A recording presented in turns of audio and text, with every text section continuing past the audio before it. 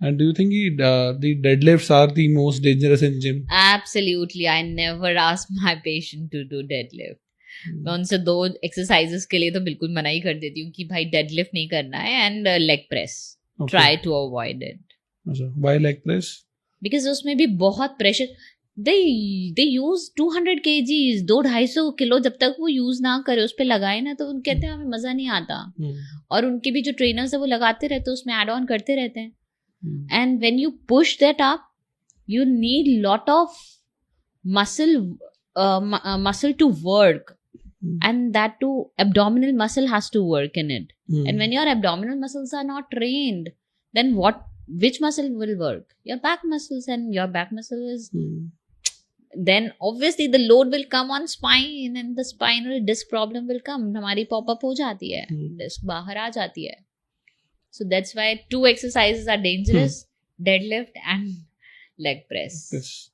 और मान लो कोई पहली बार जिम जा रहा है, जिम ज्वाइन कर रहा है, क्या आप उसको गाइड करोगे कि यार भाई ऐसे जिम स्टार्ट करिए, वो धीरे धीरे ऐसे कैसे? जब कोई भी मेरा नोन पेशेंट कोई भी जाता है तो मैं उसको यही बोलती हूँ यार 1 किलो से स्टार्ट करना. डेफिनेटली आपको ट्रेनर आपका 5 किलो पकड़ा देगा हाथ में, लेकिन आप 5 किलो आप दोनों हाथ से भी नहीं पकड़ पाओगे. वो कहते हैं कि 5 किलो से आप ये वाली एक्सरसाइज करो. It had been an experience with me. मैं जिम गई और 1-2 दिन में ही उन्होंने मुझे बोला 7 किलो का वेट उठा. मैंने कहा मेरे से दोनों हाथ से 7 किलो नहीं उठ रहा, तो मुझे बोला कि 7 किलो एक हाथ से करो. मेरी मसल टूटेगी, तेरा क्या जाएगा? I went there, I took a weight cuff of 1 kg. He was laughing. मैंने कहा तू हंस ले, मेरे को कोई फर्क नहीं पड़ेगा. I did with 1 kg. So it's your body, you have to take care. It's not him he will be taking care of. So you need to take care of your whole body. So start with less weight. Okay. And what is more important? Is it mobility or strength? Strength. Again, it depends. When there is lot of stiffness in anyone, the muscles are too tight, then I would like to say that mobility is important. But when you are hypermobile, you are very flexible, so there is lack of tone, the muscle strength is very less, and then we need to work on strength, then not mobility, because already you are very much flexible. So it again depends on patient to patient. बहुत सारे influencers हैं online जो fitness के बारे में बताते हैं, बहुत सारी बातें हैं. क्या ऐसी चीजें जो वो मतलब गलत प्रमोट कर रहे हैं अकॉर्डिंग टू यू? क्या बिगेस्ट मिस्टेक क्या कर रहे हैं वो लोग, अगर आपने बहुत सारा देखा हो ऑनलाइन? मिस्टेक वो नहीं कर रहे हैं. Every patient is different, so we have to work as a customised